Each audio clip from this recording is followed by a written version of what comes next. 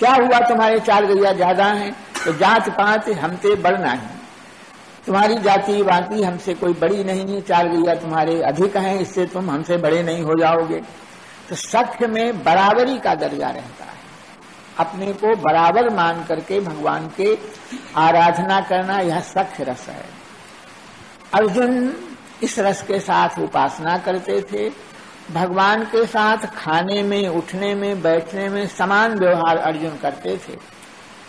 एक थाली में बैठ करके खाते थे, एक शैया के ऊपर शयन करते थे। तो भगवान का जब विराट रूप देखा तो अर्जुन प्रार्थना करने लगे, आपके साथ उठने में, बैठने में, खाने में, पीने में हमने जो कुछ आपका अपमान किया हो उसे आप क्षमा करो, हम आपके सेवक हैं। सख्य से और दास्य रस आ गया। भगवान अपने मित्र पर बड़ा प्रेम करते हैं। एक उद्धव से भगवान की मित्रता थी। भगवान ने उद्धव से कहा कि न तथा में प्रियतम आत्म योतिर न शंकरा। हे उद्धव, मेरे मित्र, तुम जितने हमको प्यारे हो उतना हमको दूसरा कोई प्यारा नहीं। ये ब्रह्मा जी हमारे पुत्र ही हैं, तो ब्रह्मा हमको उनको प्रिय नहीं है, और शंकर जी वो भी हमको प्रिय नहीं है, और कहाँ तक कहें लक्ष्मी हमको प्रिय नहीं है, यह शरीर भी हमको प्रिय नहीं, जितना तुम प्यारे हो। मित्रों से ऐसे ही कहा जाता है। तो भगवान अपने मित्रों को बड़ा प्यार करते हैं, मित्र के ऊपर बहुत स्नेह भगवान का है। और गीता सरीखा ज्ञान 18 अध्याय किसको उपदेश दिया? अपने मित्र को दिया। और इसी तरह से श्रीमद् भागवत में भगवान ने उद्धव जी को बहुत लंबे चौड़े उपदेश दिए। भगवान जाने लग गए अपने धाम को। उद्धव ने कहा कि प्रभु हम अकेले नहीं रह सकते हैं, तो भगवान ने उपदेश दिया। तो उपदेश भी सबसे अधिक सखाओं को दिया, दासों को भी उपदेश मिला, लेकिन सबसे अधिक उपदेश सखाओं को मिला। उद्धव को सबसे ज्यादा उपदेश श्री कृष्ण ने दिया और अर्जुन को दिया। इसलिए सख्य रस के प्रति, अपने मित्र के प्रति भगवान बहुत आकृष्ट रहते हैं। मित्रता जो है वह निभाना जानते हैं। संसार में लोग मित्रता कर तो लेते हैं, लेकिन मित्रता का निभाना कठिन हो जाता है। लेकिन केवल एक ईश्वर मित्रता को निभाना केवल भगवान जानते हैं। भगवान श्री राम की और सुग्रीव की मित्रता हनुमान जी ने करा दिया।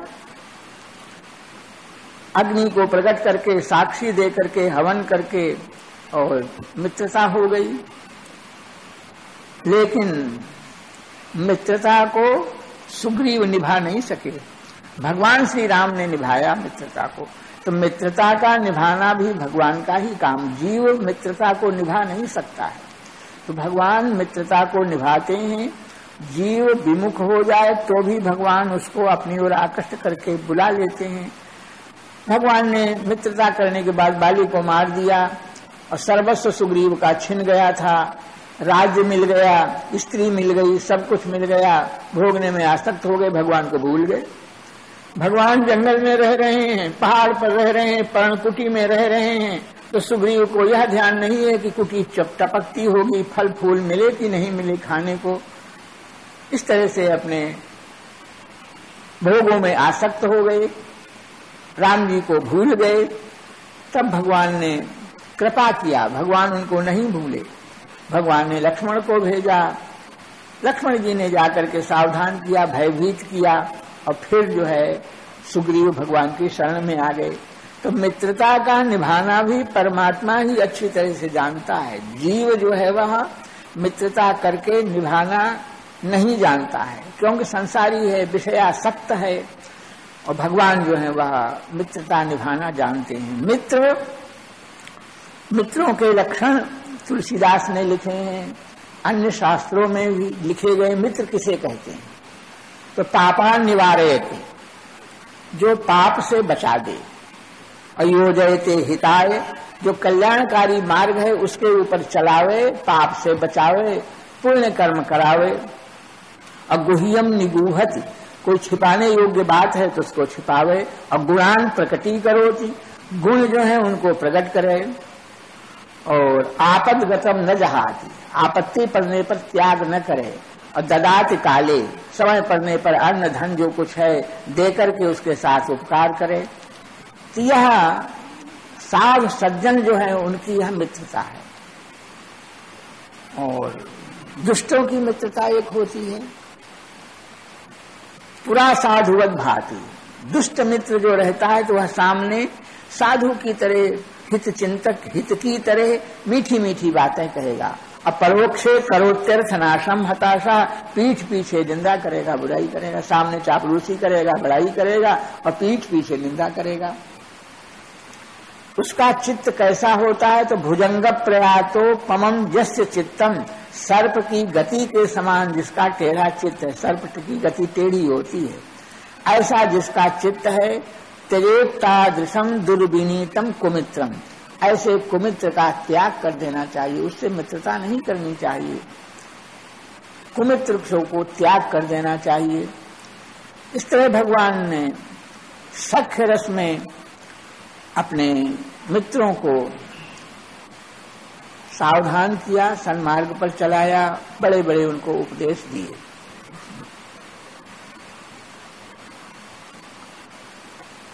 और वात्सल्य, जिस तरह से माता अपने पुत्र के प्रति वात्सल्य करती है, प्यार करती है, तो यह माता का और पुत्र का जो परस्पर संबंध है इसी का नाम वात्सल्य रसा है। भगवान अपने भक्तों के ऊपर वात्सल्य रखते हैं, अथवा भक्त भगवान को अपना पुत्र मान करके प्यार करता है, अपना पुत्र उनको मान लेता है। और महाप्रभु वल्लभाचार्य के हृदय में वात्सल्य था। भगवान का दर्शन करने के लिए गए तो उनके हृदय के वात्सल्य को भगवान चाहते थे कि मैंने इनके हृदय के वात्सल्य का आस्वादन करूं, इसलिए भगवान ने आज्ञा दिया तुम ब्याह कर लो।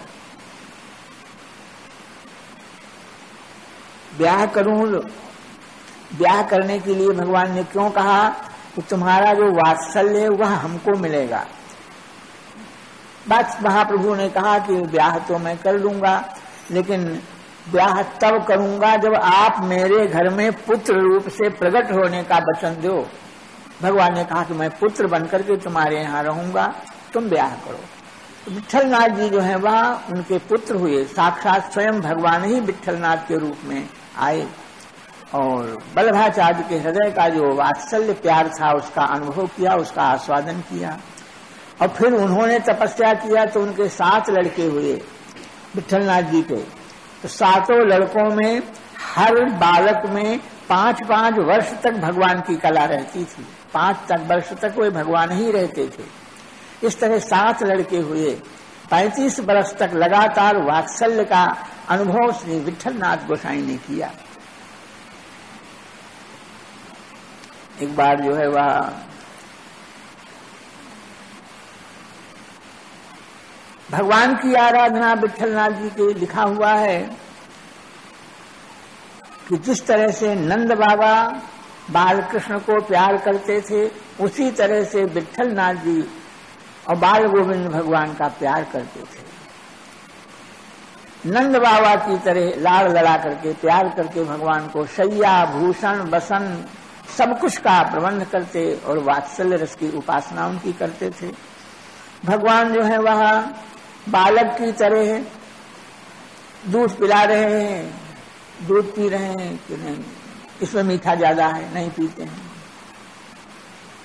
दूसरे दिन फिर मीठा कम करके दिया, अरे इसमें मीठा तो है ही नहीं है, ये फीका लगता है, नहीं पिएंगे। तो तीसरे दिन विट्ठलनाथ जी ने कहा कि महाराज ये मीठा रखा है, दूध है, अपने हाथ से मिला लो। रोने लगे, मिलाना हमको आता नहीं है। ये वात्सल्य रस है, बचपन की लीला। इस तरह भगवान अपने भक्तों के साथ में करते हैं। भगवान भक्त को अपना पिता मान लेते हैं, अपनी माता मान लेते हैं और उसके साथ लीला करते हैं, उसकी गोद में खेलते हैं। ये वात्सल्य रस है। और पांचवा रस है श्रृंगार रस। श्रृंगार रस जो राधा रानी का और श्री कृष्ण भगवान का जो प्रेम है, इसी का नाम श्रृंगार रस है, इसी का नाम उज्ज्वल रस है। और यह सब रसों में श्रेष्ठ कहा जाता है। इसको रसराज कहते हैं। इसकी श्रेष्ठता का कारण यह है कि इस माधुर्य रस की उपासना में दूसरे रसों का भी आस्वादन हो जाता है। जिस तरह पति पत्नी है तो वह पत्नी अपने पति के साथ मित्रता का भी, सख्य रस का भी व्यवहार कर सकती है। वात्सल्य का व्यवहार परोस करके भोजन कराएगी तो माता जिस तरह प्यार से भोजन करावे, इस तरह से पत्नी प्यार पूर्वक पति को भोजन कराएगी। तो वहां पर वह पत्नी में वात्सल्य भी आ जाएगा। साथ में खेलेगी तो सख्य आ जाएगा, और सेवा करेगी तो दास्य भी आ जाएगा। तो श्रृंगार रस में जो है सब रसों का आवेश, सब रसों का समावेश श्रृंगार में हो जाता है। इसलिए श्रृंगार रस को सबसे श्रेष्ठ कहा गया है। लेकिन यह रस राधा रानी का है, और राधा रानी की जो सखियां गोपियां हैं उनके द्वारा आराध्य यह रस है। निकुंज में विराजमान प्रिया प्रियतम, उनमें यह इस रस का आस्वादन होता है। भगवान की कुंज होती, वृंदावन की कुंज में तो ग्वाल वालों का भी प्रवेश हो जाता है, सखियों का भी प्रवेश रहता है। लेकिन निकुंज जो होती है उस निकुंज में ग्वाल बाल नहीं घुस पाते हैं। केवल भगवान की जो सखियां हैं वह निकुंज में भगवान की राधा कृष्ण की सेवा में रहती हैं। प्रिया प्रीतम की सेवा में सखियां रहती हैं और प्रिया प्रीतम रहते हैं। और इसके बाद एक निभृत निकुंज है। उस निभृत निकुंज में सिवाय प्रिया प्रीतम के सखियों का प्रवेश भी नहीं होता है। कभी भगवान किसी सखी की इच्छा करें तो भले कोई जाए वहां, नहीं तो केवल प्रिया प्रीतम का विहार स्थल निभृत निकुंज होता है। निभृत माने एकांत, एकांत का वह निकुंज प्रिया प्रीतम का स्थान है। और वहां की निकुंज की दासी बन करके सेवा करने का अधिकार भगवान जिसको देते हैं उसे प्राप्त होता है।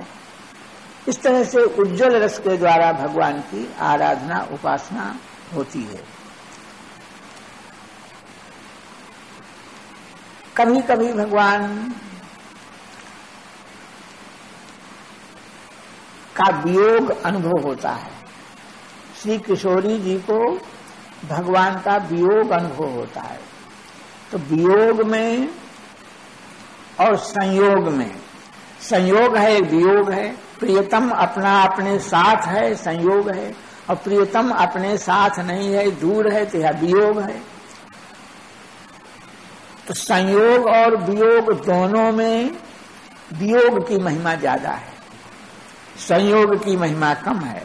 तो संयोग में तो एक अपना प्रियतम अपने पास में है, और वियोग की स्थिति जब आती है तो सब जितना कुछ है वह सब प्रियतम का रूप बन जाता है। दर दीवार दर्पण भयो। इसलिए संगम विरह विकल्पे, संगम लोगे और कि वियोग लोगे तो भक्त लोग वियोग की याचना करते हैं। भगवान के वियोग में कष्ट होता है, लेकिन वियोग का जो कष्ट है वह हजारों सुखों की अपेक्षा वह श्रेष्ठ है। भगवान के वियोग में रोते रहना, भगवान की प्रतीक्षा करना, भगवान कब आवें। इस तरह से वियोग और संयोग या दोनों श्रृंगार रस में दोनों का अनुभव प्रिया प्रीतम करते हैं। कभी वियोग का अनुभव करती हैं श्री किशोरी जी तो भगवान का नाम रटने लग जाते हैं। श्याम श्याम श्याम श्याम श्याम श्याम ऐसा कहते कहते और देर तक श्याम श्याम की रट लगाती हैं तो श्याम का ही स्वरूप हो जाती हैं।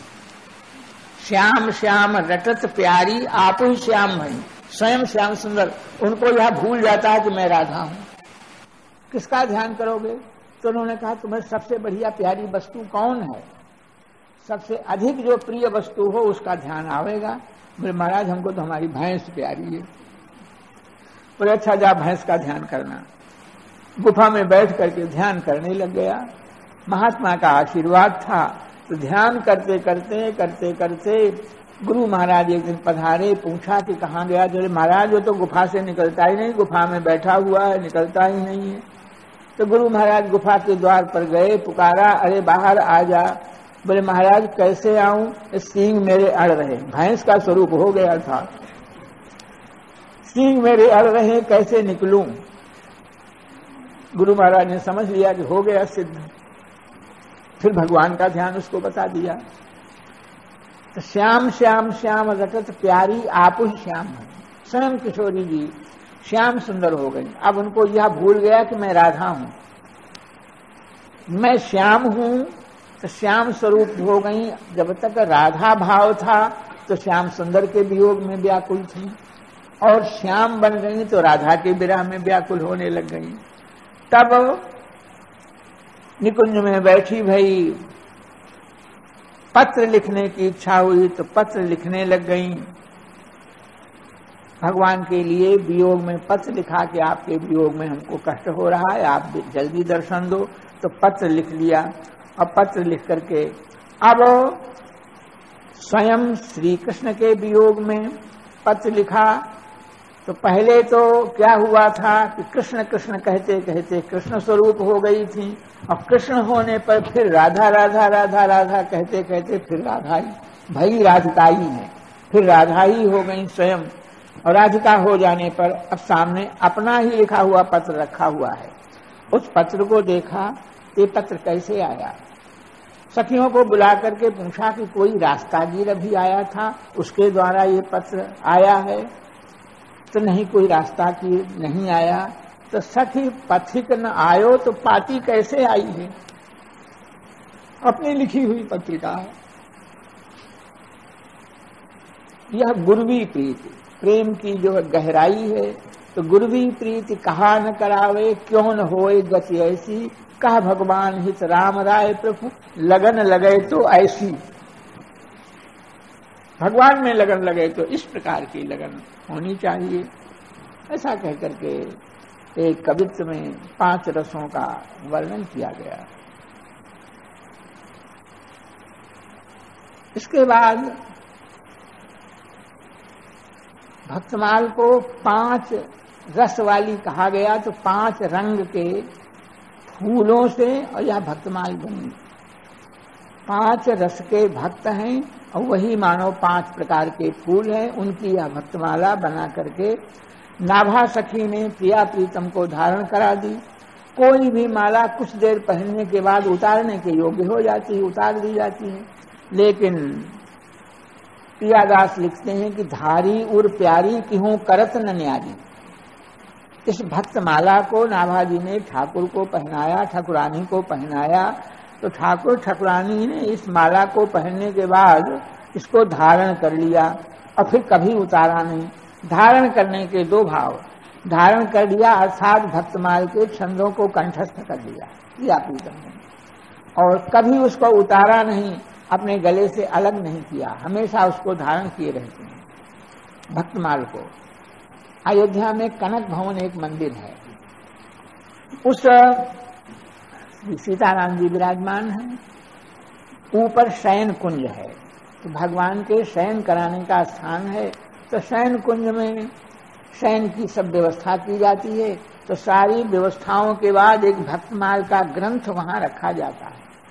ठाकुर जी मनोरंजन के लिए इसको पढ़ेंगे, पढ़ने के लिए। तो भगवान भक्तमाल का धारी और प्यारी भक्तमाल का नित्य पाठ करते हैं, उसको नित्य धारण कर लिया ठाकुर जी ने, क्योंकि भक्त चरित्र है, उसको धारण कर लिया।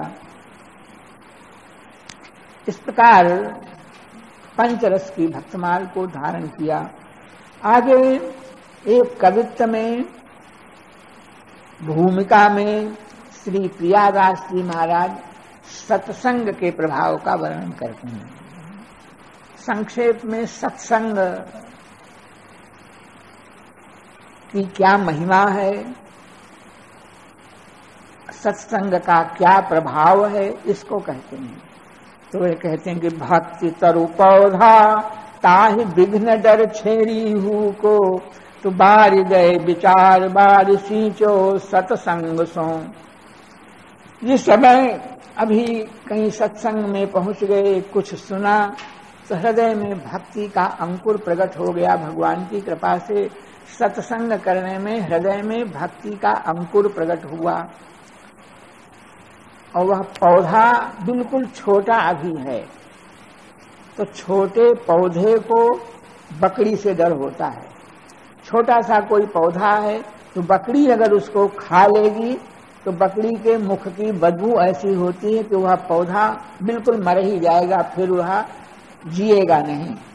तो इसी तरह से हृदय में जो भक्ति का अंकुर प्रकट हुआ, इस अंकुर को क्या भय है? आजा माने माया से भय है। विघ्न डर छेरी हो को, आजा माने माया होता है और आजा माने बकरी होता है। हृदय में भक्ति का अंकुर प्रकट हो गया भगवान की दया से, तो इसको आजा माने माया से इसको डर है। तो बकरी से पौधे को बचाने के वास्ते क्या किया जाता है? उस पौधे के चारों ओर बाड़ लगा दी जाती है, कांटे की या लकड़ी की, किसी से ऐसी बाड़ लगा दी जाती है कि बकरी का मुख पौधे तक न पहुंचे, ऐसी बाड़ लगा दी जाती है। और इसके बाद उस पौधे को, पौधा अभी छोटा है, अपनी जड़ से अपनी खुराक नहीं ले सकता है, इसलिए बार बार उसको सींचने की आवश्यकता पड़ती है। तो यहाँ भक्ति का पौधा जो हृदय में भगवान की दया से प्रकट हो गया है, तो इसको माया से बचाना है। तो माया से बचाने के वास्ते विचार रूपी बाड़ लगानी चाहिए, चारों तरफ बाड़ लगानी चाहिए। कौन सी विचार? तो विचार रूपी बाड़, विचार करते रहना चाहिए। हर समय अपने मन में एकांत में विचार करना चाहिए। विचार जो है वह से प्रयोजन अर्थ पंचक से है। यह विचार करना चाहिए कि मैं कौन हूं और यह भगवान कौन है, कैसे हैं, और इन भगवान को पाने का रास्ता क्या है, और भगवान मिल जाएंगे तो फायदा क्या होगा। इस तरह से इन बातों के ऊपर सदा विचार करना चाहिए। सदा जो कोई विचार करता रहेगा तो उसका भक्ति का जो पौधा है उसे माया नष्ट नहीं कर सकेगी, माया से वह बच सकेगा। विचार करेगा तो अपने को मैं भगवान का दास हूँ, अपने स्वरूप का अनुसंधान करेगा, मैं भगवान का दास हूँ। भगवान कैसे हैं? मैं जीव हूँ, भगवान का दास हूँ। भगवान सच्चिदानंद घन है, सच्चित आनंद स्वरूप भगवान है, और भगवान परम दयामय है। इस तरह भगवान के स्वरूप का अनुसंधान, और जब तक प्राप्ति भगवान की नहीं हो जाएगी तब तक अनंत जन्मों तक हमको 84 लाख में भटकना पड़ेगा, और प्राप्ति हो जाएगी तो आनंद स्वरूप भगवान को प्राप्त करके हम भी आनंद में मग्न हो जाएंगे, विह्वल हो जाएंगे। इस तरह से उनको प्राप्त करने का अनुसंधान, अर्थ पंचक का अनुसंधान हमेशा करते रहना चाहिए। जो कोई विचार करता रहेगा तो वह भगवान की शरणागति सुरक्षित रहेगी, और वह भक्ति का पौधा जो है हृदय में सुरक्षित रहेगा। और सींचो सत्संग सो, धरती में लगा हुआ पौधा पानी से सींचा जाएगा, और हृदय में भक्ति का पौधा जो जमा है इसको सींचने का साधन सत्संग है। सत्संग रूपी जल से इसको निरंतर सींचते रहना चाहिए।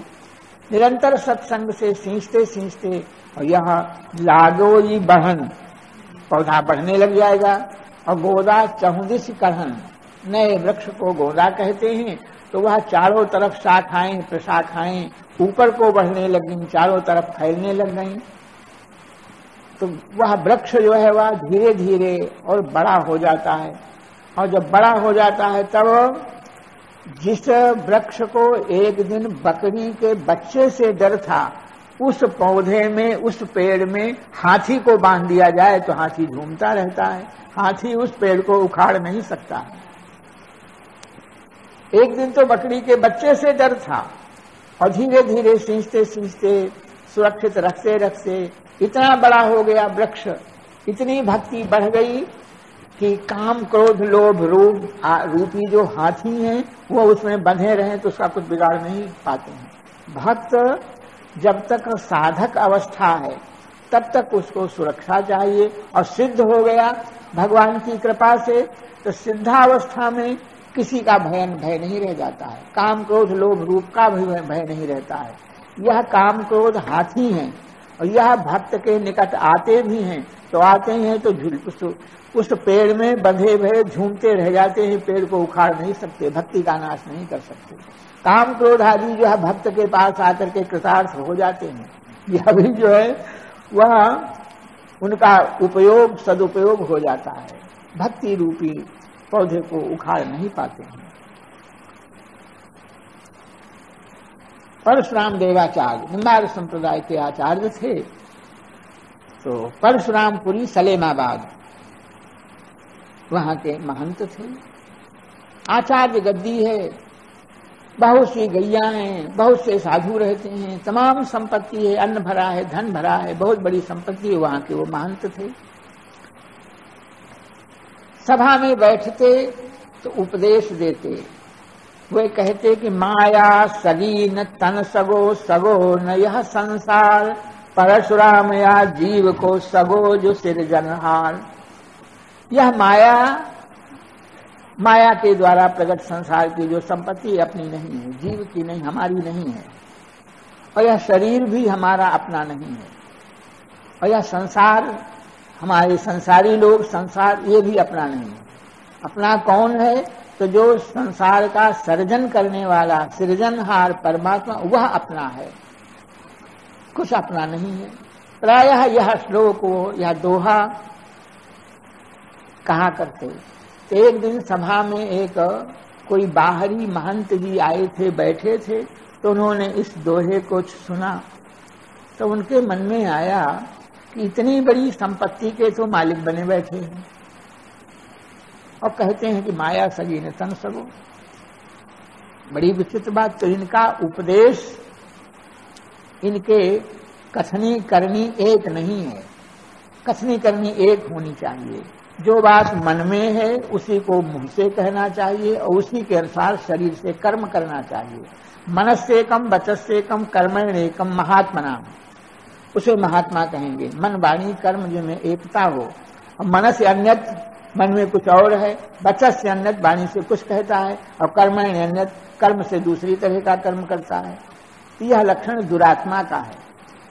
तो कैसे महात्मा? उपदेश इनका कुछ है और व्यवहार जगत में कुछ है।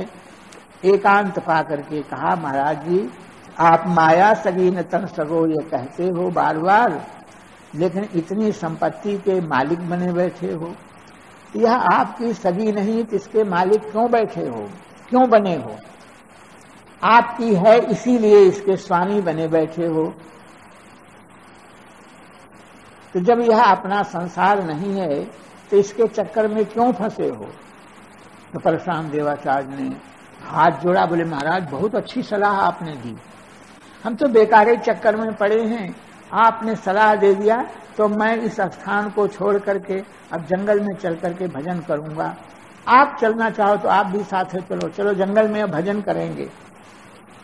आधी रात, क्योंकि दरवाजे से निकलेंगे तो पहरेदार खड़े हैं, देख लेंगे, जाने नहीं देंगे, इसलिए पीछे से खिड़की खोल करके और पीछे निकले। महंत जी भी साथ थे, खिड़की खोल करके निकल गए, खिड़की को बंद। तो महंत जी बोले महाराज खिड़की खुली रह जाएगी तो कोई चोर न पीछे से खुल जाए। बोले जब हम छोड़ करके चलते हैं तो कोई चोर घुसे, कोई ईमानदार घुसे, कुछ भी हो, हमसे क्या मिल, हम तो इसको छोड़ करके जा रहे हैं।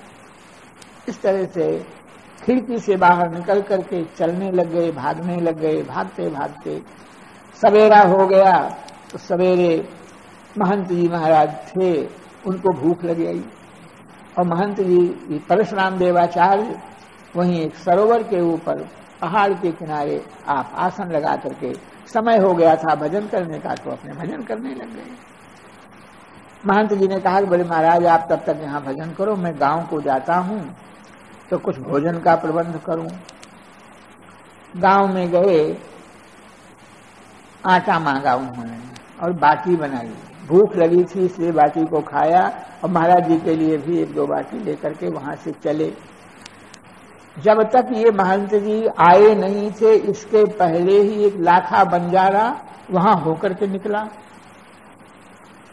बंजारों का हजारों बैल थे, बैलों पर सामान था बड़ा भारी। तो बंजारों का दल पुराने जमाने में चलता था, जहां रुक जाते वहां एक गांव बस जाता, बाजार बस जाता और आपस में खरीदना बेचना सब करते। दूसरे लोग भी खरीदते बेचते, तो हर समय हर चीज को खरीदने का, हर चीज को बेचने का उन बंजारों के साथ में व्यापार रहता था। तो देखा तो महाराज जी विराजमान, जाकर के दंडवत किया। शिष्य था, आप महाराज यहाँ कैसे विराजमान? बोले भगवान की इच्छा से। तो झट तखत लाया, तखत पर उनको बैठाया, गद्दा तकिया लगा करके आसन पर बैठाल करके, और इसके बाद महाराज जी के सामने बहुत सा अन्न धन, बहुत से रुपए पैसे सब ढेर कर दिया, भेंट कर दिया।